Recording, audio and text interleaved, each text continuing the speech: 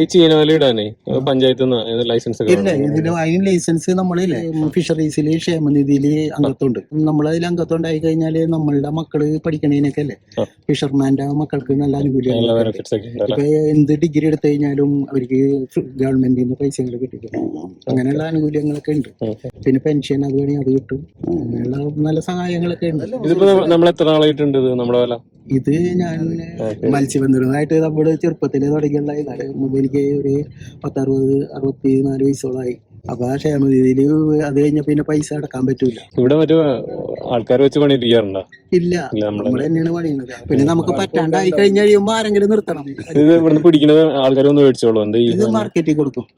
ഏത് മാർക്കറ്റില്? അത് നമ്മുടെ ഗോതിരത്തില് അവിടെ ചെറിയ ചെറിയ തട്ടുകട പോലെ മീൻതുരണ്ടെങ്കിലും അവർ എടുത്തോളും. കാലത്തെ കൊണ്ടുപോയി കൊടുക്കണമെന്ന് മാത്രമേ ഉള്ളൂ. ഒരുമാതിരി നല്ല റേറ്റും വിട്ട് വരും.